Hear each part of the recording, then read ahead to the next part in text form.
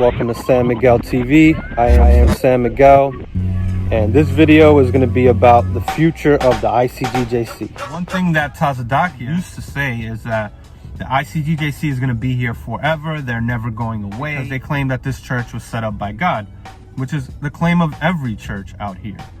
So this is not a unique claim. This is like an everyday claim. You can look at organizations like the Seventh-Day Adventist. Now, this is a religious group that's been around for over 100 years. They were started by a woman named Ellen G. White, African-American woman. Now, this group is still strong. I mean, they're about 7 million strong right now. Now, Hebrew Israelites are not on that level. And even if they did get to that level, it wouldn't prove anything because Seventh-Day Adventists are at that level. What does that prove about them? It doesn't prove anything. It just proves that religions can grow, that cults can turn into a religion. There's a saying that cults plus time equals religion. There's not much difference between a religion and a cult. It's a very thin line.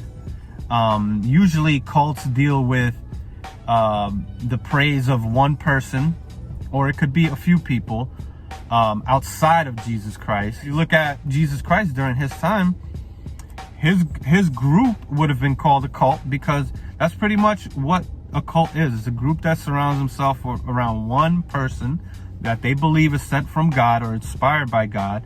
And they usually teach that if you're not part of their group, you're not going to make it. That's usually what they teach. They usually shun members of their group who don't believe any longer, or who even changes any slight belief, any one doctrine in the current organization. They'll usually have a problem with that. And that's how the ICGJC was. You couldn't come to them and say, well, I don't believe that the tribe of Ephraim would be the Puerto Ricans today. I don't believe that. You couldn't do that. You have to agree with everything that they teach. There's no council to debate what should be taught. It's usually done by one man or maybe a few people that try to control the congregation. Now, granted, all groups, all cults are not created nefariously. Some of these groups just come about naturally because this is just what people do. Humans love to believe in religions and to follow groups and to be part of something. This is just a natural thing. So you see all these groups. You see Jehovah's Witnesses. They're up into the millions also. Now, they haven't stopped. They've been going strong. They used to be called the Russellites. And there was a disconfirmed prophecy that Charles Taze Russell, who's the founder of the Jehovah's Witness, in 1914, he prophesied Jesus Christ was going to return in 1914. Obviously, it didn't happen. So that was a disconfirmed expectancy. Now, the way that they rationalized that failed prophecy or disconfirmed expectancy is by saying that Jesus Christ has returned in 1914. He's just invisible and you can't see him, but his spirit is now on the earth. And this is called spiritualization. They did this in the year 2000. They were saying this for years, over a decade. They were saying Jesus Christ is going to return in the year 2000. And they based it on some interpretation of a scripture. Evil kingdom that God spoke of in the Bible. And all you so-called white people, your condemnation, you are condemned to what? Hell. And you're going to be in hell, you're going to be oppressed before the year 2000.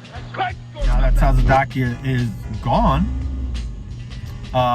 the way that they rationalize the prophecies of them returning back to Israel with Tazadaqyah, because Tazadaqyah actually said he was going to take these members, this congregation of the ICGJC, to Israel. There were reports coming out about a month ago that something was going to go down on April 17th. This was by members of the ICGJC, by the remaining members. They were posting stuff on Facebook saying something's going to go down on April 17th.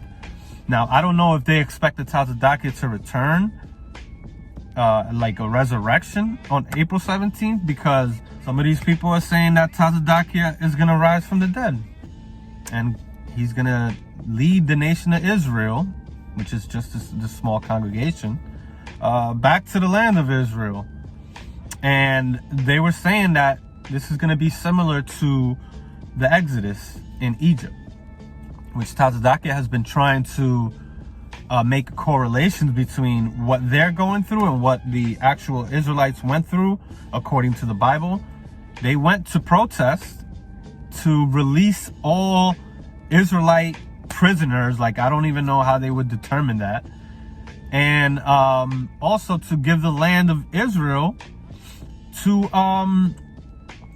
this cult, the land of Israel. It's a little hilarious.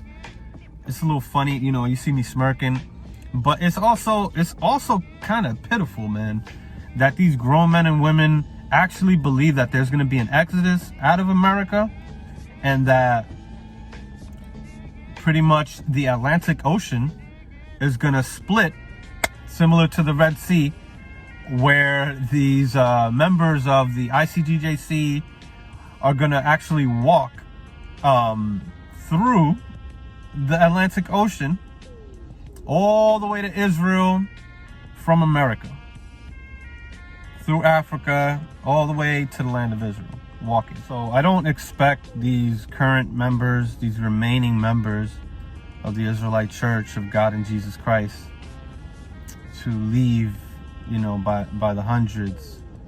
I mean, because they're really only maybe a few thousand members deep. I mean, I really can't tell at this point. There's definitely a decline. You know, the average person, the average religious person is not too well studied in critical thinking and logic.